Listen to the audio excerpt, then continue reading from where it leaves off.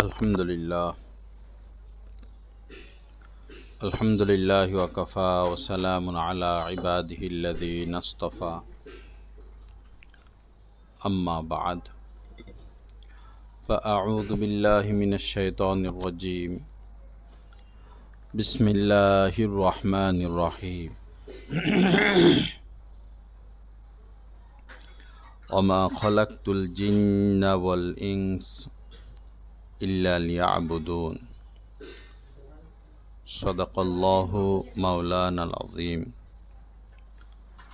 Wa qala Rasulullah sallallahu ta'ala alayhi wa sallam, ad-dunya kulluha mata' wa khairu mata'id dunya al-mar'atu as-salihah. Wa qala alayhi salatu wassalam, badiru bil a'mali fitanan ka kita'il laylil mudlim, yusbihu ar-rajulu mu'minan wa yumsi kafir wa yumsi mu'minan wa yusbihu kafir, yabi'u dinahu bi'arazim minad dunya, aw kama qala alayhi salatu wassalam. Allahumma salli ala sayyidina wa maulana Muhammad wa ala ali sayyidina wa maulana Muhammad wa barik wa sallam. আল্লাহ পাক জাল্লা জালালুহু আমাদের সবাইকে মাফ করে দেন। আজকের এই মজলিসকে আল্লাহ পাক কবুল করেন। আমাদের সকলের অন্তর আত্মার মধ্যে আল্লাহ পাক নূর দান করেন। আমাদের সবাইকে আল্লাহ পাক হেদায়েতে কামেলা নসিব করে দেন। হাদিসে পাকের মধ্যে হুজুরে পাক সাল্লাল্লাহু তাআলা আলাইহি সাল্লাম ইরশাদ করেছেন, বাদিরু বিল আমালি ফিতানান। নবীজি বলেন, কাকিতাইল লাইলিল মুজলিম, ঘন গাঢ় অন্ধকার রাত্রির ন্যায় ফিতনা ফাসাদ প্রকাশিত হওয়ার আগে আগেই আমল যা করার করে নাও। দুনিয়ার পরিস্থিতি এমন হবে, ফিতনা ফাসাদ এতটা ছড়াবে যে ইউসবিহুর রাজুলু মুমিনান, একজন মানুষ সকালবেলা মুমিন থাকবে, অয়ুমসি কাফের, সন্ধ্যাবেলায় সে কাফের হয়ে যাবে। অয়ুমসি মুমিনান অয়ুসবিহু কাফের, সন্ধ্যাবেলায় মুমিন থাকবে, সকাল হতে হতে সে কাফের হয়ে যাবে। ইয়াবিউ দীনাহু বিআরাজিম মিনাদ দুনিয়া, মানুষ তুচ্ছ দুনিয়া, সামান্য দুনিয়া, অল্প দুনিয়ার লালসায় আশায় দিন বিক্রি করে দিবে। কোরআনে কারীমের মধ্যে আল্লাহ পাক বলেছেন, ফাস্তাবিকুল খায়রাত, নেক কাজ প্রতিযোগিতামূলকভাবে করো, খুব দ্রুত করো।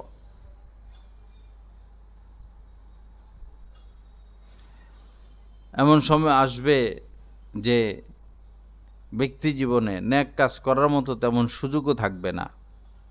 বয়স হয়ে গেলে ওই সময় অসুস্থ, শুয়ে থাকতে হয়, হাসপাতালে ঘুরতে হয়, না ওই সময় উমরা করা যায়, না হজ করা যায়, না নফল ইবাদত করা যায়, না ভালোভাবে নফল নামাজ পড়া যায়, না জিকির আজকার করা যায়।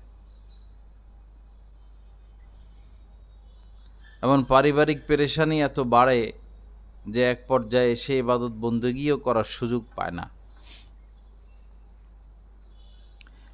এজন্য নবীজি বলেন যে নেক আমল যা করার দ্রুত করো। আল্লাহ পাক আমাদের সবাইকে বেশি বেশি আল্লাহকে ডাকার তৌফিক দান করেন, আল্লাহর ইবাদত করার তৌফিক দান করেন, আল্লাহ পাকের সাথে গভীর নিবিড় সম্পর্ক কায়েম করার তৌফিক দান করেন। আমার মা বোনেরা, ইবাদত বন্দেগী আপনাদের জন্য করা বেশি সহজ। আপনারা ঘরে থাকেন, সময় পান, বসে জিকির করা কষ্ট লাগে তো শুয়ে শুয়ে জিকির করবেন। রান্না বান্না করতেছেন মনে মনে আল্লাহকে স্মরণ করবেন, স্মরণে রাখবেন। সকালবেলা ঘুম থেকে উঠে একটু তেলাওয়াত করবেন। ফজরের পরে যদি কেউ তেলাওয়াত করে, অল্প হলেও যদি তেলাওয়াত করে, সারাটা দিন এটার একটা নূর অনুভব করে, বরকত অনুভব করে, শান্তি লাগে, মজা লাগে। তেলাওয়াতের দ্বারা ঘরের মধ্যে রহমত আসে, বরকত আসে, অন্তরে রহমত আসে, বরকত আসে। ওইখানে দিয়ে বসে। কিন্তু আমাদের ঘরগুলো এখন তেলাওয়াত শূন্য। এমনকি ঘরে ঘরে কোরআনে কারিমও পাওয়া যায় না। তেলাওয়াত যে করবে, কোরআন কারিম নাই ঘরে। আর কাহারও ঘরে কোরআন শরীফ থাকলেও এটাকে তাকের উপরে এখানে সেখানে ফেলে রাখে, ময়লা আবর্জনা, ধুলাবালি, খেয়াল করা হয় না যে কোরআন শরীফগুলো পড়ার অনুপযুক্ত হয়ে যায়। অথবা কোনো আরবি লেখা, মানে কোরআনে কারিমের কোনো আয়াত, হাদিসের টুকরা, এগুলো যদি ফেলে দিতে হয়, তখন নিয়ম হলো গোরস্থানে বা এমন জায়গায় গর্ত করা যেখানে মানুষের চলাচল কম, গর্ত করে একটা কাপড় বা একটা তক্তা, কাঠ বিছিয়ে এই কোরআন শরীফকে ওইখানে রাখা। এরপরে আবার উপর দিয়া একটা কাঠ বা তক্তা দেওয়া, এরপরে মাটি দিয়ে দেওয়া। অথবা হেফাজতের নিয়তে জ্বালাইয়া দেওয়া জায়েজ আছে। অথবা নদী বা সাগরে এগুলোকে ভাসিয়ে দেওয়া বলতে ভারী কোনো কিছু দিয়ে ভাসিয়ে দেওয়া, যেন এগুলো তলায় চলে যায়। কিন্তু ঘরে কোরআন রাখলে কোরআনের হেফাজত করতে হয়। এটার বর্তমানে কোরআনে কারিমের কভার পাওয়া যায়, সুন্দর সুন্দর কভার পাওয়া যায়। কভার কিনে কভারে ঢুকেই রাখবেন, বা জুবদান পাওয়া যায়, জুবদানের মধ্যে রাখবেন। কোরআনের এহানত যেন না হয়। একটা গ্লাস, একটা প্লেট, একটা চায়ের কাপের কত দাম, অথচ সেটাকে দামি শুকেসে রাখা হয়। আর কোরআনে কারিমকে এখানে সেখানে ফেলে রাখা হয় অযত্নে। আল্লাহ আমাদের সবাইকে হেফাজত করেন। চেষ্টা করবেন ঘরে কিছু সময় তেলাওয়াত করতে। আর যদি তেলাওয়াত করা সম্ভব না হয়, তেলাওয়াত চালিয়ে রাখবেন মোবাইলের মধ্যে, স্পিকারের মধ্যে, এতে ফায়দা আছে। তেলাওয়াত চালু করে রেখে কথা না বলা, শোনা।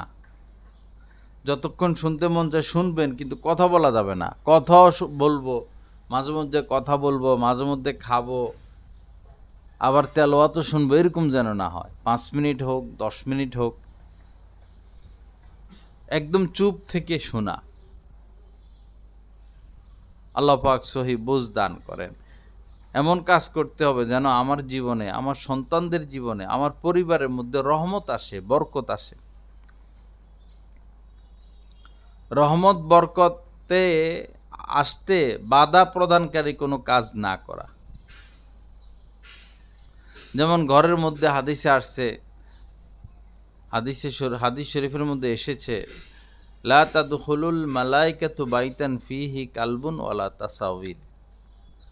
যে ঘরের মধ্যে প্রাণীর ছবি থাকে অথবা কুকুর থাকে ঘরের ভিতরে, সেই ঘরে রহমতের ফেরেশতা প্রবেশ করে না। রহমত তো আল্লাহ পাক পাঠাবেন রহমতের ফেরেশতার মাধ্যমে, এটা আল্লাহ পাকের নিয়ম। এখন ঘরে যদি আপনি ছবি রাখেন অথবা ঘরের ভিতরে কুকুর থাকে, তাহলে তো রহমতের ফেরেশতা এখানে আসবে না। অনেকে মায়ের মহব্বতে, বাবার মহব্বতে ছবি ঝুলিয়ে রাখে, বা ছবির অ্যালবাম আছে, ওই অ্যালবামে ছবি রেখে দেয়, বা মোবাইলের ভিতরে রেখে দেয়। না, মা বাবা মারা গেছেন, তাদের কোনো ছবি না রাখা, তাদের জন্য দোয়া অব্যাহত রাখা, প্রতিদিন দোয়া করা, প্রতিদিন দোয়া করা, আমল রেসানি করা, কিন্তু ছবি মজুদ না রাখা। আমাদের দাদা পীর শাহ হাকিম মোহাম্মদ আক্তার সাহেব রহমতুল্লাহ আলাইহির স্ত্রী যেদিন মারা গেলেন, ছেলেকে ডাকলেন যে তোমার আম্মুর পাসপোর্ট নিয়ে আসো। পাসপোর্ট নিয়ে আসার পরে ওই পাসপোর্টের ভিতরে ওনার ছবি ছিল, তিনি ছবিটা ছিঁড়ে ফেললেন। এজন্য রহমতে বাধা এরকম কোনো কাজ না করা, ঘরের মধ্যে কোনো ছবি না রাখা।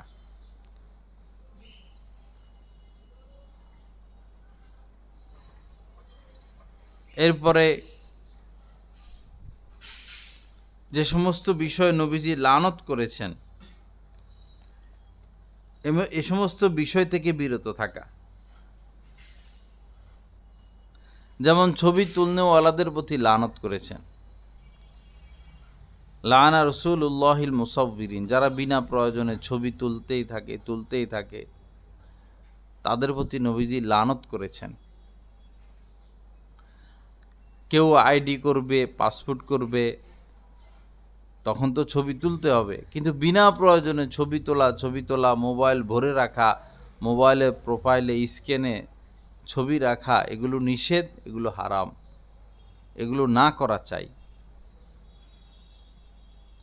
এবং বিশেষ 4 শ্রেণীর ব্যক্তির উপর নবীজি লানত করেছেন। লানা রাসূলুল্লাহ আকেলার রিবা, যারা সুদ খায় তাদের প্রতি লানত করেছেন। অমৌকেলাহু, যারা সুদ দেয় তাদের প্রতি লানত করেছেন। অনেকে মনে করে সুদ খাওয়া অপরাধ, সুদ দেওয়া অতটা অপরাধ না, এরকম মনে করে যে আমি তো আর সুদ খাই না। সুদ খায় না ভালো কথা, তো সুদ তো দেয়, পাপ সমান। অকাতেবাহু, যারা সুদের চুক্তিপত্র লিখে দেয়, একই অপরাধ, সমান অপরাধ। অশাহেদাইনে, এবং যারা সুদের চুক্তিপত্রের সাক্ষী থাকে।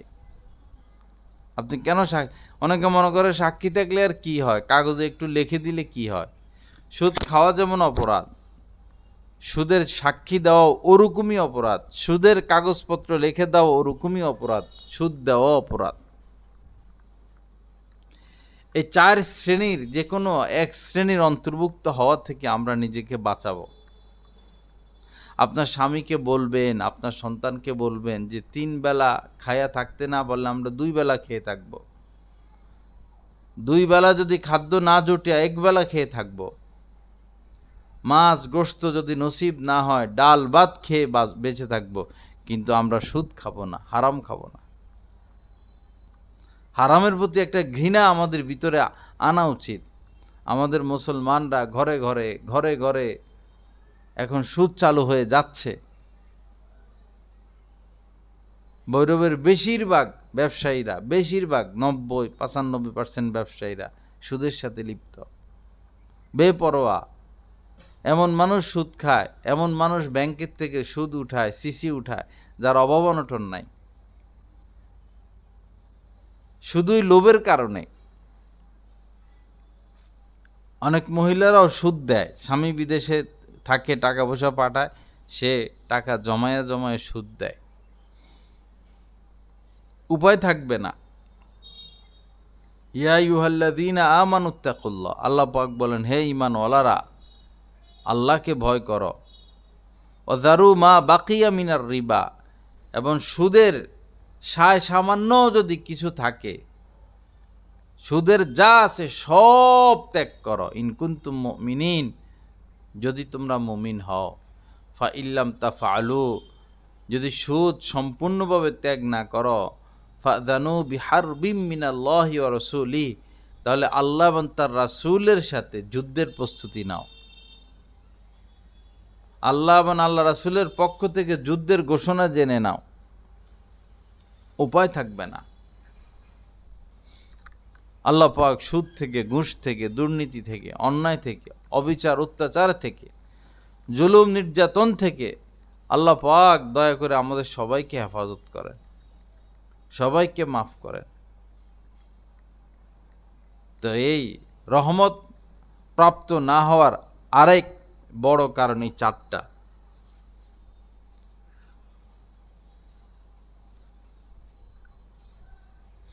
পাশাপাশি বান্দার হক, আপনার স্বামী যদি আপনার মোহর দিয়ে না থাকে আর দেওয়ার মতো তার অবস্থাও নাই, তাহলে দিল থেকে মাফ করে দেওয়া। আপনি না মাফ করলে আপনার স্বামী ঝুলন্ত থাকবে, তার ফয়সালা হবে না কিয়ামতের ময়দানে।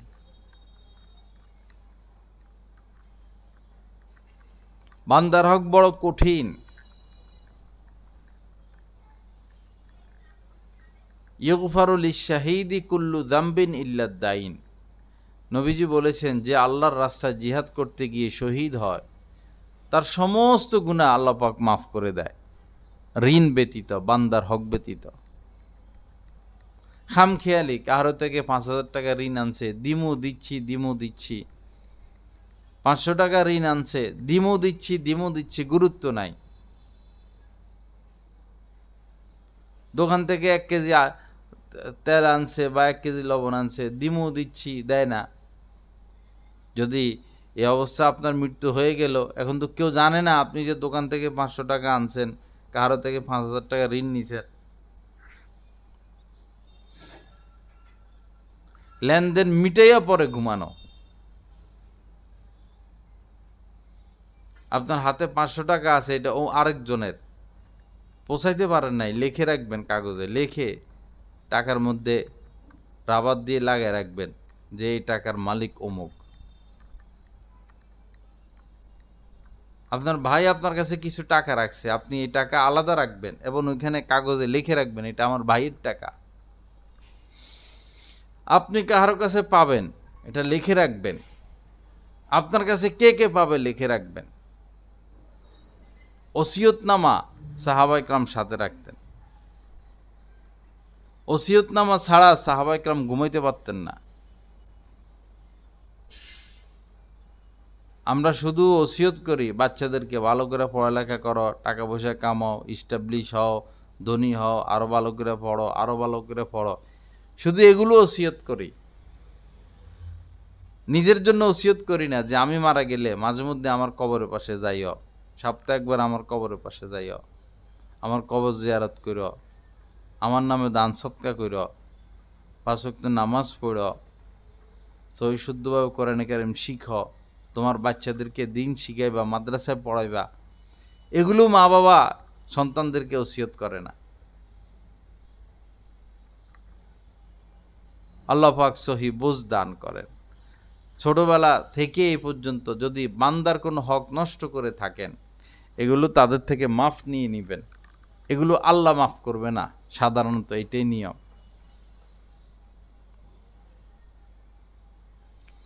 হযরত মাওলানা শামসুল হক ফরিদপুরি রহমতুল্লাহ আলাইহ বাংলাদেশের মধ্যে বড় আলেমদের মধ্যে তিনি একজন ছিলেন। ওনাদের উসিলায় এই বাংলাদেশে এত মাদ্রাসা বর্তমানে। তো উনি এই গহরডাঙ্গায় মাদ্রাসা করছেন। হ্যাঁ,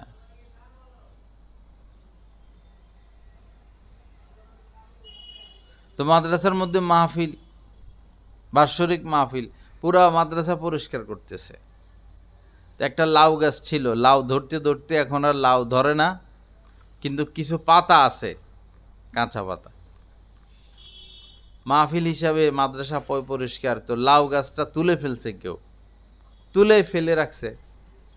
আরেকজনে দেখলো যে কিছু কিছু কাঁচা পাতা আছে, এগুলো নষ্ট করে লাভ কি। এই কাঁচা পাতাগুলো সংগ্রহ করে তিনি হযরত মাওলানা শামসুল হক ফরিদপুরি রহমতুল্লাহ আলাইহির গাভীকে খাওয়ানোর জন্য নিয়ে যাচ্ছেন। নষ্ট করে লাভ কি। তো হযরত শামসুল হক ফরিদপুরি রহমতুল্লাহ আলাইহি দূরের থেকে দেখছেন, ডাক দিছেন, এদিকে আসো। কই যাচ্ছ? বলল, এই লাউ পাতাগুলো, লাউ গাছটা উঠাইয়া ফেলছে, এখন আর দরকার নাই, লাউও ধরবে না আর, তো কাঁচা পাতাগুলো নষ্ট করে লাভ কি, ভাবলাম আপনার গাভীকে খাওয়াইয়া দেই। হযরত শামসুল হক ফরিদপুরি রহমতুল্লাহ আলাইহি বললেন, খবরদার, এটা মাদ্রাসার লাউ পাতা, মাদ্রাসার সম্পদ। আমার ব্যক্তিগত কাজে এই লাউ পাতা ব্যবহার করা, আমার গাভীকে এটা খাওয়ানো কোনোভাবেই জায়েজ হবে না। তো তারা বললো এটা তো লাউ পাতা, ফালায় রাখলে তো এটা নষ্ট হয়ে যাবে। তিনি বললেন না, নষ্ট হবে না, মাদ্রাসার জমিনে ফেলে রাখলে নষ্ট হবে না, মাটি হবে, সার হবে, এটা মাটি হবে, এটা সার হবে। যদি খাওয়াইতে হয় আমার গাভীকে, তাহলে এটার বিল মাদ্রাসার অফিসে নিয়ে দিয়ে আসো, এই পাতাগুলোর দাম কত দিয়ে আসো। এই ছিল আমাদের বড়দের তাকওয়া। বান্দার হকের ব্যাপারে তাদের মধ্যে এতটা সতর্কতা। সিরাতুল আউলিয়া কিতাবের মধ্যে এসেছে, আগের জামানায় বনি ইসরাইলে এক যুবক ছিল, সে এই মাস্তানি, সন্ত্রাসী, ডাকাতি, মদ পান, যত পাপ সব পাপ করাই ছিল তার জীবন মরণ। আল্লাহ পাকের ইচ্ছা, হঠাৎ সে হেদায়েত প্রাপ্ত হয়, গুনাহ ছেড়ে দেয়, তখন ইবাদত করা শুরু করে। সারা রাত ইবাদত করে, ঘুমায় না, সারা দিন ইবাদত করে, খায়ও না তেমন একটা, সামান্য, আর রোজা রাখে। কোনো আয় রোজগারে সে আর যায় নাই, ইবাদত করে জীবন কাটাই দিছে। কোনো ছায়া সে বসে নাই, কোনো ভালো জিনিস খায় নাই, কোনো ভালো জিনিস পরিধান করে নাই। ইবাদত বন্দিগি, ইবাদত বন্দিগি। পরে সে একদিন মারা গেল। তার এক বন্ধু তাকে অনেক দিন পরে খাবে দেখলেন, স্বপ্নে দেখলেন, জিজ্ঞেস করছেন, কেমন আছো তুমি? আল্লাহ পাক তোমার সাথে কেমন আচরণ করলেন, কেমন ব্যবহার করলেন? যুবক বলল যে আল্লাহ পাক তো দয়ালু, মহিয়ান, আল্লাহ আমার সমস্ত গুনাহ মাফ করে দিছে, কিন্তু আমার ব্যাপারে কোনো ফায়সালা হচ্ছে না, আমি ঝুলন্ত। কেন? মানে ফায়সালা হচ্ছে না, না জাহান্নামে না জান্নাতে, আমি ঝুলন্ত আছি। ঝুলন্ত কেন? ওই যুবক বলল যে দাঁত খিলেল দিয়ে আমরা দাঁত খিলেল করি। সে বলল যে এক মানুষের একটা শলা নিছিলাম আমি, শলা, নারকেল গাছের পাতা থেকে শলা হয়, একটা শলা নিছিলাম দাঁত খিলেল করার জন্য, তো তার থেকে আমি অনুমতি নিই নাই, যে শলার মালিক, ওই জন্য আমি আটকা পড়ে আছি, আমার কোনো হিসাব হচ্ছে না। বান্দার হক তো, বান্দার হক ছোট যেমন গুরুত্বপূর্ণ, বড়টা তেমন গুরুত্বপূর্ণ। এজন্য ছোটকাল থেকে অদ্যাবধি পর্যন্ত যদি কারো হক নষ্ট করে থাকেন, কারো থেকে টাকা নেন নাই, নিছেন, দেন নাই, এটা দিয়ে দিবেন। কাউকে অন্যায়ভাবে কারো গীবত করেছেন, তার থেকে মাপ চেয়ে নেবেন। দোকান থেকে কোনো কিছু কিনছেন, টাকা দেন নাই, মনে করে সে টাকা দিয়ে দিবেন। কাহারো মনে যদি কষ্ট দিয়ে থাকেন কখনো বিনা কারণে, ধমক দিছেন, দুর্ব্যবহার করছেন, সে কষ্ট পাইছে, তাহলে তার থেকে মাফ নিয়ে নেওয়া, এটা আমাদের জন্য কল্যাণ। মুআমালা আল্লাহ পাকের সাথে, সম্পর্ক আল্লাহ পাকের সাথে স্বচ্ছ রাখা, পরিচ্ছন্ন রাখা, কোনোভাবেই বান্দার হক নষ্ট করা যাবে না। কিছু কিছু মহিলারা আছে, এই 15 দিন পরে বাপের বাড়িতে যায়, বা 1 মাস পরে যায়, এই 1 মাসে গাঁটটি বড় করে। আমরা এমনও দেখছি, বাপের বাড়ি থেকে স্বামীর বাড়িতে যাওয়ার সময় ব্যাগে করে একটা গ্যালাস হইলো গোপনে লইয়া লয়, একটা বাতের প্লেট হইলো নিয়ে নেয়, আর কিছু না পারুক একটা চামচ হইলো লইয়া লয়, গোপনে নিয়ে যায়। গরিবরা এগুলো করে, এগুলো ঠিক না। নিজের বাপের বাড়ির থেকে, স্বামীর বাড়ির থেকে বাপের বাড়িতে যাইতে কোনো কিছু নেওয়া যাবে না। হ্যাঁ, যদি আপনার স্বামী কিনে দেয় নিবেন, বা আপনি বললেন যে বাপের বাড়িতে যাব, কিছু হাদিয়া কিনে দেন, তখন নিবেন। কিন্তু স্বামীর টাকা চুরি করে করে বা অন্যভাবে টাকা সংগ্রহ করে কিছু কিনা, এটা বৈধ হবে না।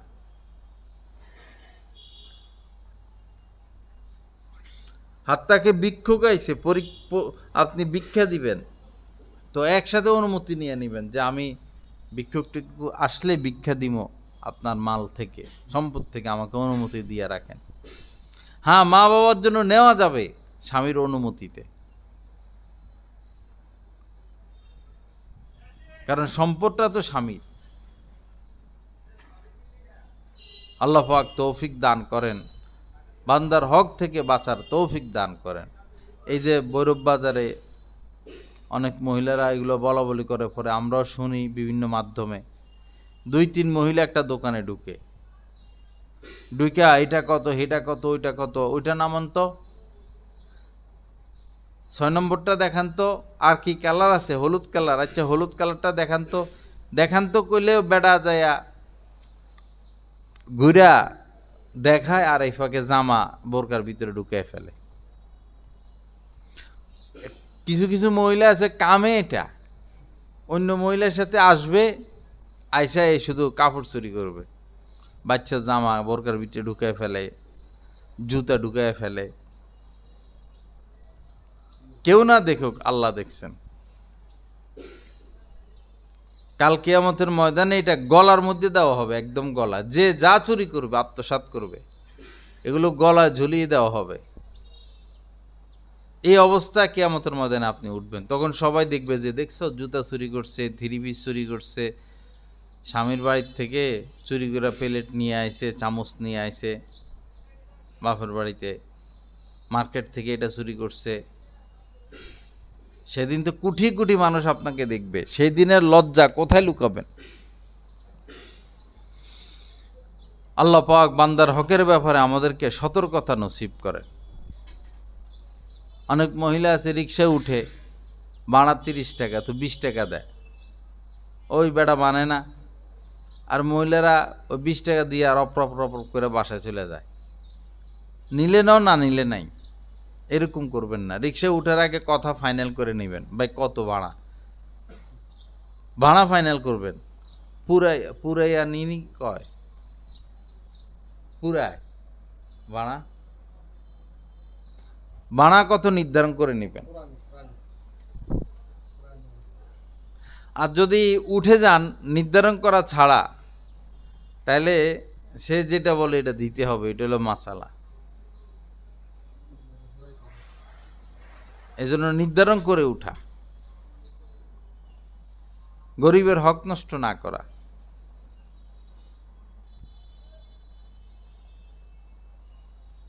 আল্লাহ পাক সহি বুঝ দান করেন। আল্লাহ পাক আমাদেরকে হেদায়েতে কামেলা নসিব করে দেন। বান্দার হকের ব্যাপারে বেশি সতর্ক থাকা। আরেকটি হলো আল্লাহর হক। আল্লাহর হক শিরিক ছাড়া আল্লাহ যা আছে এটা চাইলে আল্লাহ পাক মাফ করে দিতে পারেন, দিবেন। শিরিক মাফ করবেন না। মহিলাদের মধ্যে শিরিক পাওয়া যায়, মাজারে যাইয়া বাবাকে সেজদা দেয়, মোমবাতি জ্বালাইয়া সন্ধ্যার পরে এটা চারিপাশে ঘুরে, হিন্দুদের মতো পীরের ছবির চারপাশে মোমবাতি জ্বালায়, ধোঁয়া দেয় মাগরিবের পরে। এগুলো অনেক সময় শিরিক পর্যন্ত টেনে নিয়ে যায়। ডাইরেক্ট পীরকে সেজদা করে, মাজারে সেজদা করে। আল্লাহ ছাড়া কারো সামনে মাথা নত করা যাবে না। নবীজি বলেছেন যে আমি যদি কাউকে, আল্লাহ ছাড়া কাউকে সেজদা করার অনুমতি দিতাম, তাহলে মহিলাদেরকে বলতাম যে তোমরা স্বামীকে সেজদা করো, কিন্তু আল্লাহ ছাড়া কারো সামনে মাথা নত করা যাবে না।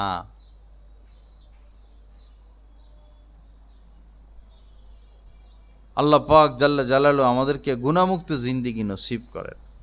ঘরে থাকবেন, পর্দা করবেন, জিকির আজকার করবেন, তেলাওয়াত করবেন, বাচ্চা লালন পালন করবেন, বাচ্চাকে আল্লাহর নাম শিখাবেন, এই তো কাম।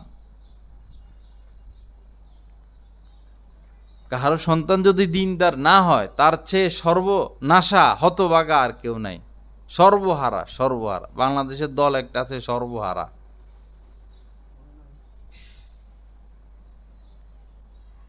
যার সন্তান দিন পায় নাই সে সর্বহারা। কিছুদিন পরে সন্তান আর মা বাবাকে চিনবে না।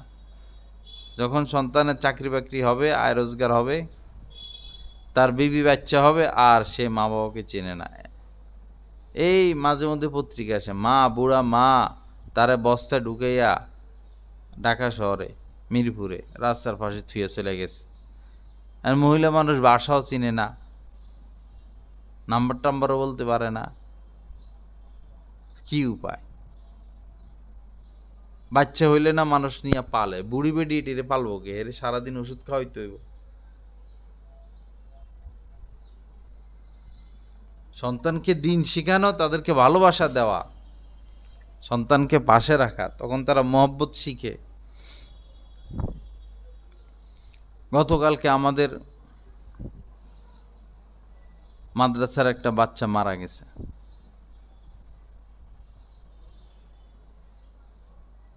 তো বাচ্চার বয়স 7-8 বছর, পানিতে পড়ে মারা গেছে। পিতাও চাকরি করে, মাও চাকরি করে, দুজন চাকরি করে। আপনার সন্তান দেখে রাখবে কে?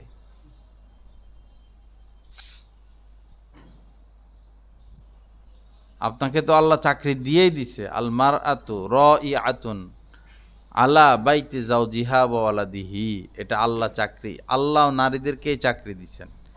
নারীদের 2 দায়িত্ব, তারা তাদের স্বামীর ঘর, স্বামীর সম্পত্তি দেখে শুনে রাখবে, এবং সন্তান, স্বামীর সন্তান লালন পালন করবে। এই 2 দায়িত্ব। কিন্তু মহিলারা এত বেশি চাকরির দিকে ঝুঁকতেছে, এত বেশি ব্যবসা বাণিজ্যের দিকে ঝুঁকতেছে, আসল কাম শেষ, সন্তান লালন পালন। সন্তান রাস্তা রাস্তায় ঘুরে টোকাই হয়, কাজের বুয়ায় পালে, কাজের মেয়ে পালে, সারাদিন মোবাইল টিপাটিপি করে। বাংলাদেশ থেকে এক পরিবার আমেরিকা গেছে, স্বামী স্ত্রী। স্বামী তো 3-4 লাখ টাকা কামায়। পরে মহিলাদেরও চাকরির ব্যবস্থা আছে, তখন মহিলা আর বসে থেকে লাভ কি? হেও 2 লাখ টাকার উপরে বেতন পায়, চাকরি একটা নিচে। এখন ছোট বাচ্চা আছে, বাচ্চা দেখবে কে?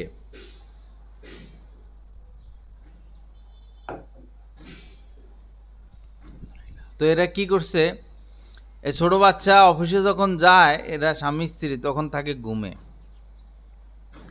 তো অফিসে যাওয়ার আগে টেলিভিশন চালাই রাখে, সারাক্ষণ চলবে। মোবাইল থুয়ে রাইখা দেয় বাচ্চার হাতের পাশে, জুস, খানার জিনিস, পানি, চিপস, এই মজা সেই মজা চতুর্পাশে রাইখা এই ডাকাত স্বামী স্ত্রী চাকরি করতে যায়। আইসে আবার বাচ্চারে ঘুমে পায়। বাচ্চা কান্নাকাটি, খেলাধুলা যা করার করছে, পরে আবার ঘুমাই যায়। এইভাবে বাচ্চা বড় হইতেছে, আর এরাও টাকা কামাইতেছে।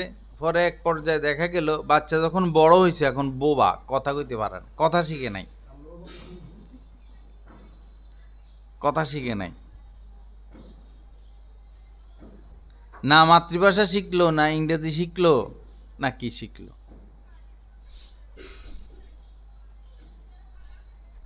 এবং বাচ্চাকে এভাবে রেখে গেলে মায়ের প্রতি তার মায়া লাগে না, বাবার প্রতি মায়া লাগে না, মা বাবার সাথে থাকে না। এরাও একটু বড় হয়ে গেলে এরা আলাদা আলাদা থাকে, বন্ধু বান্ধব নিয়ে ঘুরে ঘাড়ে। মাকে সময় দেয় না, বাবাকে সময় দেয় না, কারণ মা বাবা তো বাচ্চাকে সময় দেয় নাই। এজন্য চাকরির লোভ করবেন না। যে জায়গায় পুরুষের আনাগোনা, যে অফিসে 10 জন পুরুষ থাকে, আপনি একজন মহিলা যদি এখানে চাকরি নেন, এই পুরুষদের সাথে থাকাই তো আপনার জন্য জায়েজ নাই। কারণ নানান কথা হয়, খারাপ কথা হয়, ভালো কথা হয়। অফিসে কি সারাদিন কাজ থাকে? ব্যাংকে যারা চাকরি করে এরা দেখি ব্যস্ত থাকে, কাস্টমার আসে যায়, কেউ জমা দেয়, কেউ উঠায়। আর বিভিন্ন সরকারি অফিস আদালতে তো এত ব্যস্ততা নাই, বেসরকারি সরকারি এই বসে বসে তো গল্পই করে, মোবাইল টিপে। তো 10 জন পুরুষ একটা অফিসে, একজন মহিলা, এই পুরুষটা কত কথাই তো কয়, ঘরের কথা কয়, বাইরের কথা কয়, ভালো কয়, মন্দ কয়। মহিলাগুলো শুনে আস্তে আস্তে শরম নষ্ট হয়ে যায়, লজ্জা নষ্ট হয়ে যায়। লোভ বড় খারাপ জিনিস, লোভ, হিংসা, অহংকার। ছেলেকে বিয়ে করাবেন, যে মেয়ে ঘরে থাকবে, গ্রামের একটা মেয়ে বা সাংসারিক একটা মেয়ে, অল্প পড়ালেখা করছে, এরকম একটা মেয়ে ঘরে আনবেন। আপনি শাশুড়ি হিসাবে তাকে কাছে পাবেন। ভৈরবে এক পরিবার নিজের মনে একটা সন্তানই এরে অনেক কষ্ট করে ডাক্তার বানাইছে। পরে ডাক্তারও হয়েছে, ভালো ডাক্তার, বিসিএস ক্যাডার। ছেলেকে বিবাহ করাবে ডাক্তার ছেলে। এখন মার শখ হলো আমি আমার ছেলেকে ডাক্তার মেয়ে বিয়ে করাবো। যে ডাক্তার হয়তো বুঝে ডাক্তার মেয়ে লগে বিয়ে হইলে যে স্বামীও স্ত্রীকে পাবে না, স্ত্রীও স্বামীকে পাবে না, শ্বশুর শাশুড়ি তো বৌমার কোনো দেখা সাক্ষাৎও পাইবে না। ডাক্তার মেয়ে তো সে ডাক্তারে নিয়ে ব্যস্ত থাকবে। গতকালকে একজন ডাক্তার আসছে আমার রুমে, বেচারার বাচ্চা হয় না। পরে একটা তদবির দেওয়া হইলো, একটা ডিমের উপরে প্রতিদিন ডিমের উপরে একটা আয়াত লেখা স্বামী স্ত্রী দুজন খাইবে, খাইয়ে ঘুমাই যাবে। ডাক্তার বলে আমরা তো একসাথে থাকতে পারি না, আমি আমার ডিউটি পড়ে দিনে, তার ডিউটি পড়ে রাত্রে, আবার আমার ডিউটি রাত্রে, তার ডিউটি দিনে, কখনো আমি হাসপাতালে সে ওই হাসপাতালে, দুজন সরকারি ডাক্তার, কখনো সে ওই হাসপাতালে আমি হাসপাতালে। আমরা তো এভাবে একা থাকা তো আমাদের দ্বারা সাধারণত একত্রে থাকা খুব কম হয়। এটা কোনো জিন্দিগি টাকার জন্য এভাবে? পরে ওই ডাক্তার তো সে ডাক্তার মেয়ে বিয়ে করবে না, সে যা কাল আমি ডাক্তার হয়েছি আমার টাকার অভাব হইব। এন্ড মার শখ মা ছেলেরে ডাক্তার মেয়ে বিবাহ করাবে। প্রায় অনেক দিন এটা নিয়ে হস্তাহস্তি দস্তাদস্তি। যাই হোক, পরে ডাক্তার মেয়েই তার বিয়ে করা লাগছে। তো এদের বাড়ি হলো চণ্ডীবে, ছেলের চাকরি ছিল ঢাকার ওই দিকে, মেয়ের চাকরি আরেক জায়গায়। মাঝে মধ্যে তাদের স্বামী স্ত্রীর দেখা হয়, দুজন ব্যস্ত। আর শ্বশুর শাশুড়ি তো বৌমার মুখ দেখলই না। আয়সা যে শাশুড়ির বাড়িতে মেহমান হিসেবে যে একবেলা খাইবে, শাশুড়ির খেদমত করব কি, শ্বশুরের খেদমত করব কি, মেহমান হিসাবে আইসে একবেলা খানার সুযোগ নাই। এরা ডাক্তার হইছে, লাখ লাখ টাকা কামাইবে, বাড়ি করবে, গাড়ি করবে, এদের ছেলে মেয়েরা ডাক্তার বানাবে। শ্বশুর শাশুড়িকে গনার সময় আছে? পরে শ্বশুর গেল মারা কিছুদিন আগে, শাশুড়ি একা, বিপদ তো আরো বাড়লো। এনে বুড়ি কি করব, ঘরের মধ্যে একলা থাকে। যদি একটা সাংসারিক মেয়ে বিবাহ করাইতো, সাংসারিক মেয়ে সংসার বুঝে শাশুড়ির সাথে থাকবে, ঘরে থাকবে, তো এই মহিলাটার এই শেষ বয়সে কত ভালো হইতো। ওষুধ দেওয়া লাগে, মশারিটা টাঙাই দেওয়া লাগে, সময় মতো সে অসুস্থ হইয়া যায়, মাথা ব্যথা হইয়া যায়, প্রেশার লো হইয়া যায়, প্রেশার হাই হয়ে যায়, ডায়াবেটিস কমে যায়, কত সমস্যা। একজন লোক তো থাকা লাগে, কে থাকবে? ওয়ালা তুলকু বিআইদিকুম ইলাত তাহলুকা। আল্লাহ পাক জাল্লা জালালু বলেছেন, নিজেকে নিজে ধ্বংসের দিকে ঠেলে দিও না। ওয়ালা তুলকু, ঠেলে দিও না নিজেকে নিজে, ইলাত তাহলুকা, ধ্বংসের দিকে, বিপদের দিকে। রেলগাড়ি আসতেছে, আপনি ইচ্ছা করে লাইনের উপরে শুয়ে আছেন, আপনি তো এখানে শেষ হবেন। আপনাকে আল্লাহ জ্ঞান দিছেন, বুদ্ধি দিছেন, আপনি সরে যান, গাড়ি আসতেছে না, আপনি এখানে শুয়ে থাকবেন, তো আপনি দুই টুকরা হয়ে যাবেন। নিজেকে নিজে বিপদের দিকে ঠেলে না দেওয়া। লম্বা সময় মহিলারা ভারতীয় ইন্ডিয়ান এই সিরিয়ালগুলো দেখে, মুশরিক হয়ে যাচ্ছে মহিলারা এগুলো দেখে দেখে। আর সিরিয়ালে দেখে যে স্বামী নায়ক নায়িকারে কত ভালোবাসে, এদিকে ঘুরাইতে নিয়ে যায়, হেগে জায়গায় ঘুরাইতে নিয়ে যায়, আনন্দ করে, ফুর্তি করে, পার্কে যায়, কক্সবাজার যায়। এখন বাস্তবে দেখে যে তার স্বামী তো তারা এরকম আদর করে না। ওইটা কি বাস্তব? ওইটা তো হইল নাটক সাজানো। এদের সংসারে তো আরো বেশি গজব। নায়ক নায়িকাদের তো কোনো সংসার হয় না, এদের তো কোনো, এত সুন্দরী সুন্দরী নায়িকা, এদের তো কোনো ঘর সংসার নাই।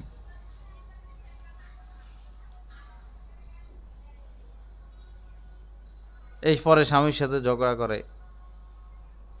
বাচ্চাদের পড়ার সময় মহিলা এই স্টার জলসা নিয়ে ব্যস্ত। ফেসবুক নিয়ে ব্যস্ত, এখন তো টিকটক বাইরেছে, টিকটক নিয়ে ব্যস্ত। এটা নেশা, লম্বা লম্বা সময় এভাবে মোবাইল দেখা এটা নেশা। আজান হয়ে যাক।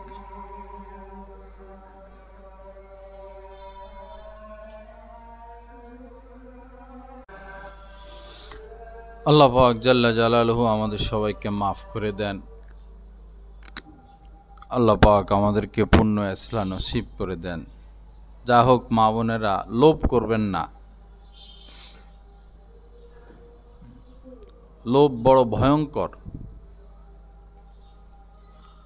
নবীজি 3 কাজ নিজে করতেন না এবং অন্যদেরকেও এগুলো থেকে বিরত রাখতেন। এক হলো, তিনি ঝগড়া করতেন না, অহংকার করতেন না এবং অযথা কথা বলতেন না, এবং অন্যদেরকে এই 3 কাজ থেকে বিরত রাখতেন। কিন্তু আমাদের সমাজে এখন আমরা সবচেয়ে বেশি যেটা করি সেটার নাম হলো ঝগড়া। সবচেয়ে বেশি আন্তর্জাতিকভাবে ঝগড়া, রাষ্ট্রে রাষ্ট্রে ঝগড়া, গ্রামে গ্রামে ঝগড়া, বাড়ি বাড়ি ঝগড়া, ঘরে ঘরে ঝগড়া, স্বামী স্ত্রী ঝগড়া। স্বামী স্ত্রী তো ঝগড়া চলতেই আছে, ভাই ভাই ঝগড়া, ভাই বোনে ঝগড়া। কোনো কারণে যদি দেখেন যে আপনার স্বামীর আজকে রাগ বেশি, হইতে পারে পুরুষ মানুষ কত জায়গায় যায়, কত কাজ করে, ব্যবসা অনেক সময় লস হয়, অনেক সময় হাতে টাকা থাকে না। যে কোনো পরিস্থিতিতে তার যদি রাগ বেশি দেখেন, তো সেদিন আপনি পানি হয়ে যাবেন। রাগ আসে আগুন থেকে, আর আগুনকে নিভায় পানি। একদম আপনি পানি। যদি সে বকাবকি করে করুক, আপনি ধৈর্য ধরে থাকেন। বকার জবাবে বকা দিলে তো সমাধান হইল না, সমস্যা বাড়ল।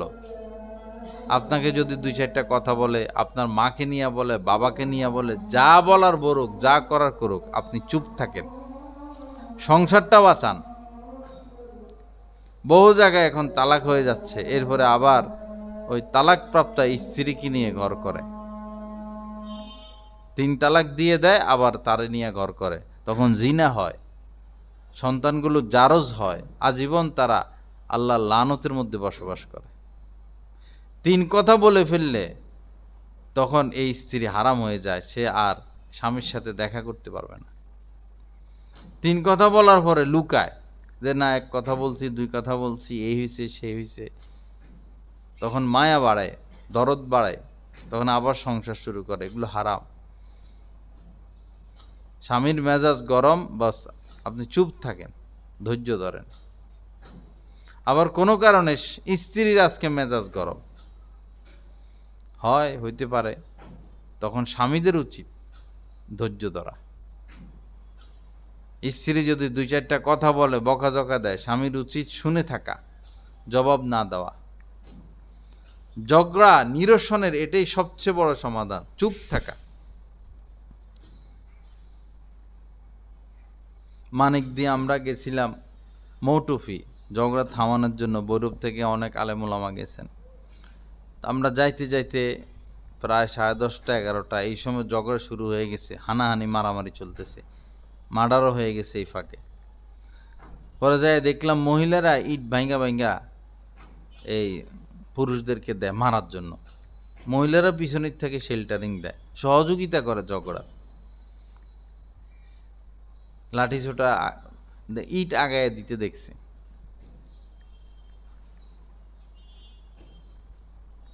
ঝগড়া কখনো ঠিক না, আল্লাহ হেফাজত করেন।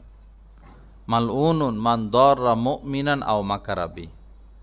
মনে রাখবেন, নবীজি বলেছেন, ওই ব্যক্তি অভিশপ্ত যে কোনো মুমিনকে কষ্ট দেয় অথবা তার বিরুদ্ধে ষড়যন্ত্র করে। মান দররা দররাল্লাহু বি ওমান শাক্কা শাক্কাল্লাহু আলাইহি। নবীজি বলেছেন, যে কোনো মুসলমানকে কষ্ট দেয়, তাকে বিপদে ফেলে, ষড়যন্ত্র করে, আল্লাহ পাক তাকে কষ্ট দেন। কাউকে কষ্ট দেওয়া যাবে না, স্বামীকে না, সন্তানকে না, শ্বশুরকে না, শাশুড়িকে না, মাকে না, বাবাকে না, ভাবিকে না, ননদকে না, দেবরকে না। দেবর আপনার জন্য মৃত্যু। আল হামভু আল মাউত, নবীজি বলেছেন প্রত্যেক নারীর জন্য দেবর মৃত্যু। দেবরের সাথে পর্দা না করা এটা ভয়ঙ্কর বিপদ ডেকে আনে। তার সাথে কথা বলা, দেখা করা, আড্ডা দেওয়া, গল্প সল্প করা, উভয় জাহান ধ্বংস। পর্দা করা ছাড়া আপনাদের কোনো নিরাপত্তা নাই, কেউ নিরাপত্তা দিতে পারবে না। আল্লাহর রাস্তে নিজেরা পর্দা করবেন। নিজেদের মেয়েরা যখন বাইরে যায়, স্কুলে যায়, কলেজে যায়, মাদ্রাসায় যায়, অবশ্যই বোরকা পরাইয়া দিবেন, নিরাপদ। বোরকা পরে মুখ ঢেকে যদি স্কুলে যায়, কলেজে যায়, বিপদের আশঙ্কা কম। বোরকা ছাড়া গেলে এই মেয়েরা নিরাপদ না। হতে পারে একদিন আপনার মেয়েকে আপনি হারাবেন, খুঁজেও পাবেন না। ছেলে মেয়ে বড় নাফরমান। কোনো মেয়েদের যদি কোনো ছেলে পছন্দ হয়ে যায়, ছেলের যদি কোনো মেয়ে পছন্দ হয়ে যায়, তো এরা তখন মা বাবাকে আর চিনে না, মান সম্মান দেখে না, লাজ লজ্জা এদের শেষ হয়ে যায়। বহু এমন হয়েছে আদালতের মধ্যে মেয়েকে নিয়ে চলে গেছে, মা বাপ মেয়েকে ফিরে পাইতে চায়, পরে আদালত পর্যন্ত গড়ায়। পরে আদালতের মধ্যে বিচারপতি জজ সাহেব মেয়েকে বলে, তুমি কাকে চাও? তুমি যাকে চাইবা তার কাছে তোমাকে ফিরিয়ে দেওয়া হবে। স্বামীকে চাইলে স্বামীর কাছে থাকবা, মা বাবাকে চাইলে তোমাকে মা বাবার কাছে ফিরিয়ে দেওয়া হবে। এ পর্যন্ত যতগুলো মামলা এই পর্যায়ে গেছে, প্রত্যেকটা মেয়েই এ কথাই বলছে, আমি আমার মা বাবাকে চিনি না, আমি আমার স্বামীকে চাই। প্রত্যেকটা মেয়ে কথা বলছে। এজন্য এদেরকে পাপের সুযোগ না দেওয়া, চোখে চোখে রাখা। আপনার ভাইয়ের ছেলে বেড়াইতে আসছে, বোনের ছেলে বেড়াইতে আসছে, আপনার ঘরে উপযুক্ত মেয়ে, কোনোভাবে যেন তারা কথা বলতে না পারে, দেখা সাক্ষাৎ না হয়। প্রয়োজনে বড় মেয়ে থাকলে এরকম আত্মীয়রা যেন ঘরে না আসে। দায়িত্বশীল হতে হবে। ছেলে বড় হয়েছে, তাকে তাড়াতাড়ি বিয়ে দিয়ে দেওয়া, তার বিয়ের ব্যবস্থা করা। মেয়ের বয়স হয়েছে, বিয়ের ব্যবস্থা করে দেওয়া।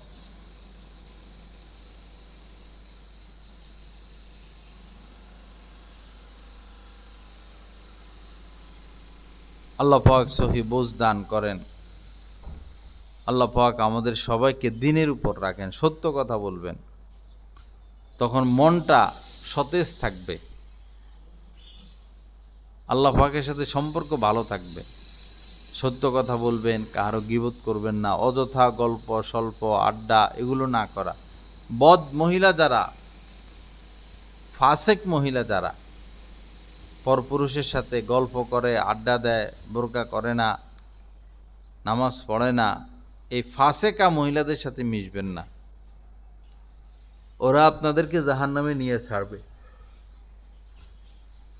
পুরুষের সাথে আপনার পর্দা যেমন, একজন ফাসেক মহিলার সাথেও আপনার পর্দা ওইরূপ। তাদের সাথে মিশা যাবে না। মিশতে মিশতে আর নামাজ পড়তে ভালো লাগবে না, মিশতে মিশতে পরপুরুষের সামনে যাইতে ভালো লাগবে, মিশতে মিশতে সারাদিন মোবাইল টিপতে ভালো লাগবে। পরপুরুষের সামনে না যাওয়া। এবং যারা যে নারীদের মধ্যে দিন নেয় তাদের সামনে না যাওয়া। আল্লাহ পাক হেফাজত করেন, আল্লাহ পাক মেহেরবানি করেন, আল্লাহ পাক পূর্ণ ইসলাম নসিব করেন। কথা কম বলা, ঘরে থাকা, ঘরে থাকা, ঘুরাঘুরি করতে পারবেন জান্নাতে গিয়া। ওই জায়গায় সারাদিন ঘুরেন, কোনো অসুবিধা নাই। এখন তো ঘুরতে গেলে ভাড়া লাগে, জান্নাতে কোনো ভাড়া লাগবে না। ভালো হোটেলে খাইতে গেলে টাকা লাগে, জান্নাতে কোনো টাকা লাগবে না। ফল খাইতে যাবেন, সব ফরমালিন, সে জান্নাতের ফল তাজা, গাছের থেকে নিয়ে নিয়ে খাইবেন, কোনো ফরমালিন নাই। মুরগি খাইবেন, মাছ খাইবেন, এগুলারে ফিট খাওয়ায়, যেটা স্বাস্থ্যের জন্য ক্ষতিকর। আনন্দ উৎসব ঘুরাঘুরি সব জান্নাতে। এখন ইবাদত, এখন ইবাদত করা, আল্লাহকে ডাকা, আল্লাহকে খুশি রাখা, খুশি করানো। গুনাহ হয়ে গেলে আবার মাপ চেয়ে নেওয়া, গুনাহ হয়ে গেলে আবার মাপ চেয়ে নেওয়া। যতবার গুনাহ হয় আল্লাহর থেকে দূরে না থাকা, মাপ চেয়ে নেওয়া, সম্পর্ক তাজা রাখা, ভালো রাখা, সুন্দর রাখা, মার্জিত রাখা। আল্লাহ পাক আমাদের সবাইকে মাফ করে দেন, আজকের এই মজলিসকে কবুল করেন। আল্লাহ পাক যারা এখানে আসে, আল্লাহ পাক সবাইকে উত্তম থেকে উত্তম বদলা দান করেন। মাসে একবার আসবেন, এসে কিছু নসিহত শুনবেন, অল্প সময় বয়ান হয়। আপনাদের পরিচিত বান্ধবী আছে, আত্মীয় স্বজন আছে, তাদেরকে নিয়ে আসবেন। আপনার উসিলায় কেউ যদি দিন পায়, সারা জীবন সে আমল করে যে সওয়াব পাবে, আপনি সমপরিমাণ সওয়াব পেয়ে যাবেন। কত লাভ!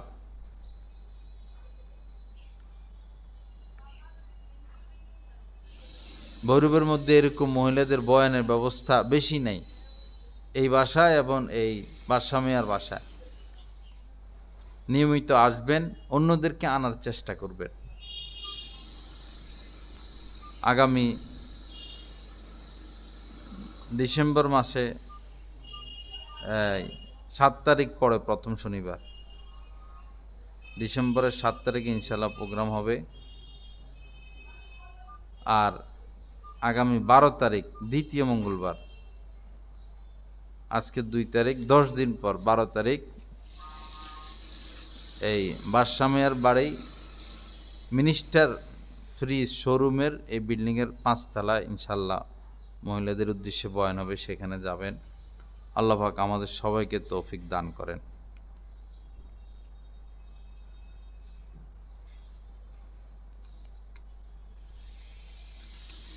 এখানে প্রশ্ন আসছে কিছু। বিতের নামাজের দোয়ায় কোনো দাঁড়িয়ে পড়তে ভুলে গেলে নামাজ হবে কি? আর যদি পরবর্তীতে মনে হয় তাহলে বসে পড়লে হবে কি না? যদি তৃতীয় রাকাতে দোয়ায় কোনো ভুলে যান, না পড়েন, তাহলে সাহু সেজদা দিতে হবে, দিলে নামাজ হয়ে যাবে। দোয়ায় কুনুত পড়তে যদি ভুলে যান দাঁড়ানো অবস্থায়, অসুবিধা নাই, সাহু সেজদা দিয়ে দিবেন, তাহলে নামাজ হয়ে যাবে। বসে পড়ার আর কোনো নিয়ম নাই, দাঁড়ায়ে পড়তে হবে রুকুর আগে। রুকুতে চলে আসছেন, এখন আর পড়ার নিয়ম নাই, সাহু সেজদা দিতে হবে। সাহু সেজদা হইল শেষ বৈঠকে বসে আত্তাহিয়াতু, এটা পুরা পড়বেন। আত্তাহিয়াতু পুরা পড়ে ডান দিকে আসসালামু আলাইকুম রহমতুল্লাহ বলে সালাম ফিরাবেন। এরপরে 2টা সেজদা দিবেন। এরপরে বসে আবার আত্তাহিয়াতু দুরূদ শরীফ দোয়া কুনুত পড়ে নামাজ শেষ করবেন। এইভাবে নামাজ পড়তে হবে। বসে দাঁড়িয়ে পড়তে ভুলে গেলে বসে পড়ার দোয়া কুনুত কোনো নিয়ম নাই।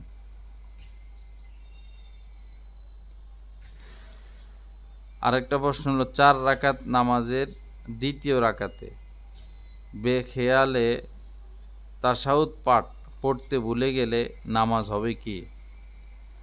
যদি তাশাহুদ না পড়েন দ্বিতীয় রাকাতে, তাহলে একই নিয়ম, চতুর্থ রাকাতে গিয়ে দিয়ে দিবেন, সাহু সেজদা দিবেন, তাহলে নামাজ হয়ে যাবে। সাহু সেজদাও যদি না দেন তাহলে নামাজ হবে না, সাহু সেজদা দিতে হবে।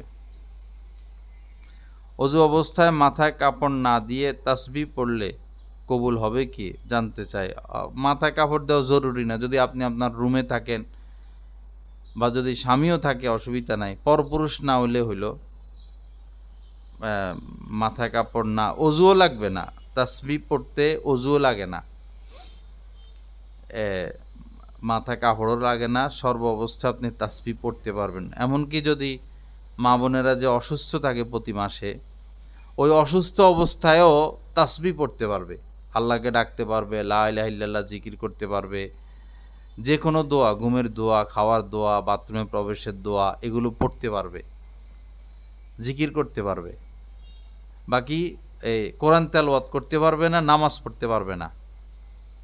ইস্তেগফার করতে পারবে। আর দোয়ার নিয়তে আয়াতুল কুরসি এটাও পড়তে পারবে। দোয়ার নিয়তে 3 কুল পড়তে পারবে, দোয়ার নিয়তে, তেলাওয়াতের নিয়তে না। আল্লাহ পাক আমাদের সবাইকে মাফ করে দেন। আল্লাহ পাক এই মজলিসকে কবুল করেন। চেষ্টা করবেন সব সময় গুনাহমুক্ত থাকতে। এটা হলো বেশি ফিকির, গুনাহমুক্ত থাকা। অনেক ইবাদত করছেন, আবার গুনাহ হয়ে গেল, তাহলে তো শেষ হয়ে গেল। পেট ভরে খাইলো একবারে ঢাকা বিএপি হোটেলে গিয়া, সোনারগাঁও শেরাটনে, পরে খাইয়া দাইয়া পরে আবার একটু বিষও খাইলো, তো সবই তো শেষ। এর চেয়ে আলু ভর্তা ডাইলে তো ভালো ছিল। এবাদত কম হোক বেশি হোক, গুনাহ যেন না হয়। বিশেষ করে গীবত থেকে বেঁচে থাকবেন। গীবত, মহিলাদের গীবত হয় বেশি, গীবত থেকে বেঁচে থাকবেন। পর পুরুষকে দেখতে পারবেন না, পর পুরুষের থেকে নজর হেফাজত করবেন, মোবাইলে, টেলিভিশনে, রাস্তাঘাটে। আর ঝগড়া থেকে বেঁচে থাকবেন। নবীজি 3 কাজ করতেন না, 3 কাজ থেকে নবীজি নিজেকে বাঁচায় রাখতেন। প্রথমটাই হলো ঝগড়া, এবং অন্যদেরকে বাঁচায় রাখতেন, খবরদার ঝগড়া করব না। কিন্তু এখন ঝগড়াই আমাদের নিত্যদিনের সঙ্গী, সারাদিনই ঝগড়া। গাছতলা ঘাটের ওইদিকে তো মহিলারা খেলোয়াড়ের মতো ফিল্ডে নাইমা যায়, কাপড় টাপড় বাইন্দা, দুই পক্ষ হাজার হাজার মানুষ দেখে, আবার মারামারি করে, হাতাহাতিও করে, মহিলা মহিলা। এই অবস্থা এখন সমাজে, চুল ধরে টান মারে কি।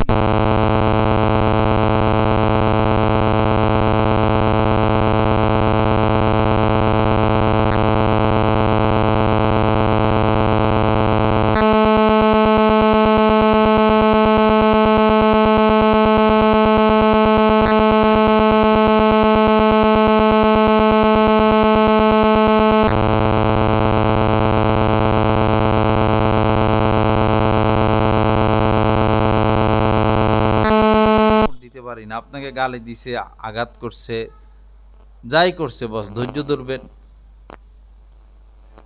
আল্লাহর কাছে বিচার দিবেন। আর না হলে উত্তম হলো তাকে মাফ করে দেওয়া। এটা খুলুকে আজিম, মাফ করে দেওয়া, না হলে আল্লাহর কাছে বিচার দেওয়া, প্রতিশোধে না যাওয়া। নবীজি কখনো প্রতিশোধ নিতেন না নিজের জন্য। সারা জীবনে কখনো নবীজির উপর কত দুশ্মনী হয়েছে, কত জুলুম হয়েছে, নবীজি প্রতিশোধ নেন নাই, মাফ করে দিছেন। আমরাও মাফ করার চেষ্টা করব। আল্লাহ পাক আমাদের সবাইকে মাফ করে দেন। আজকের এই মজলিসকে কবুল করেন। যা কিছু আলোচনা হলো, এই সব কথাগুলোর উপর আমাদের সবাইকে আমলের তৌফিক দান করেন। ইস্তেগফার পড়ি, আস্তাগফিরুল্লাহাল্লাযী লা ইলাহা ইল্লা হুয়াল হাইয়ুল কাইয়্যুম ওয়া আতুবু ইলাইহি। দুরূদ শরীফ পড়ি, আল্লাহুম্মা সাল্লি আলা সাইয়্যিদিনা ওয়া মাওলানা মুহাম্মদ ওয়া আলা আলি সাইয়্যিদিনা ওয়া মাওলানা মুহাম্মদ ওয়া বারিক ওয়া সাল্লিম। আলহামদুলিল্লাহি রাব্বিল আলামিন, ওয়াসসালাতু ওয়াসসালামু আলা সাইয়্যিদিল মুরসালিন ওয়া আলা আলিহি ওয়া আসহাবিহি আজমাইন। আল্লাহুম্মা ইগফির লানা ওয়ারহামনা, আল্লাহুম্মা আফিনা ওয়া'ফু আন্না, আল্লাহুম্মা ইহদিনা ওয়াহদি বিনা, আল্লাহুম্মা কুল্লা খায়র লিকুল্লি মুসলিম ওয়া মুসলিমা। রব্বানা যালামনা আনফুসানা ওয়া ইল্লাম তাগফির লানা ওয়া তারহামনা লানাকুনান্না মিনাল খাসিরিন। আল্লাহুম্মা ইন্না নাসআলুকা সিহহাতা ওয়াল ইফফাতা ওয়াল আমানাতা ওয়া হুসনাল খুলুকি ওয়ার রিজা বিল কদরি। আল্লাহ আমাদের সবাইকে আপনি মাফ করে দেন। আল্লাহ আমাদের সমস্ত গুনাহ মাফ করে দেন, ইচ্ছা অনিচ্ছা, জানা অজানা। আল্লাহ যত গুনাহ করেছি, পাপ করেছি, অন্যায় করেছি, আল্লাহ দয়া করে আপনি মাফ করে দেন। আল্লাহ আমাদের নাফরমানিগুলো মাফ করে দেন, আমাদের সীমা লঙ্ঘন মাফ করে দেন, আমাদের অন্যায় অবিচার মাফ করে দেন। আল্লাহ আমাদের মা বাবার গুনাহগুলোও মাফ করে দেন, আমাদের মা বাবার গুনাহগুলো মাফ করে দেন, আমাদের আত্মীয় স্বজনের গুনাহগুলো মাফ করে দেন, আমাদেরকে পূর্ণ ইসলাহ নসিব করে দেন। আজকে যা কিছু আলোচনা হলো, আল্লাহ দয়া করে আমাদের সবাইকে এই কথাগুলোর উপর আমলের তৌফিক দান করেন। এখানে অনেক মহিলারা দূর দূরান্ত থেকে আসে, আল্লাহ সবাইকে হেদায়েত দিয়া দেন, সবার মনটাকে নরম করে দেন। আল্লাহ দুঃখ কষ্ট সবার দূর করে দেন, সকল পেরেশানি থেকে সবাইকে আপনি হেফাজত করেন। ইয়া কারীম এই মজলিসকে আপনি কবুল করেন। এই মজলিসের দ্বারা পুরা ভৈরবের সমস্ত মহিলাদেরকে আপনি হেদায়েত দিয়া দেন। আয় আল্লাহ ইয়া কারীম এই বাড়িওয়ালা হাজী গোলাপ খন্দকার সাহেবকে আপনি মাফ করে দেন। আয় আল্লাহ ওনার কবরকে নূর দ্বারা ভরপুর করে দেন। ওনার আহলিয়া সহ পরিবারের আত্মীয় স্বজনদের মধ্যে যারা দুনিয়া থেকে বিদায় নিয়েছেন, আল্লাহ সকলকে আপনি মাফ করে দেন। এখানে যে দ্বীনি কথা হয়, আয় আল্লাহ এর সওয়াব তাদের আমল নামায় আপনি পৌঁছায়া দেন। ইয়া কারীম আয় আল্লাহ আমাদের সবাইকে সবার সন্তানদেরকে দ্বীন শিখানোর তৌফিক দান করেন। আয় আল্লাহ দ্বীন মোতাবেক চলার তৌফিক দান করেন। আমাদের দেশের সমস্ত সমস্যাগুলো দূর করে দেন। আমাদের দেশের ব্যাপারে উত্তম ফয়সালা করে দেন। আয় আল্লাহ ফিলিস্তিন গাজার মুসলমানদের নাজাতের ফয়সালা করে দেন। যুদ্ধ বন্ধের ব্যবস্থাপনা করে দেন। আয় আল্লাহ জালেম ইসরাইল এদের কপালে হেদায়েত না থাকলে গায়েবীভাবে আপনি এদেরকে ধ্বংস বরবাদ করে দেন। আয় আল্লাহ আপনার খাস সান্নিধ্য আমাদের নসিব করে দেন। ইখলাসের সাথে দ্বীনের খেদমত কবুল করেন। সুবহান রব্বিকা রব্বিল ইজ্জাতি আম্মা ইয়াসিফুন, সালামুন আলাল মুরসালিন, আলহামদুলিল্লাহি রব্বিল আলামিন। আমিন বিরহমাতিকা ইয়া আরহামার রাহিমিন। আল্লাহ লা ইলাহা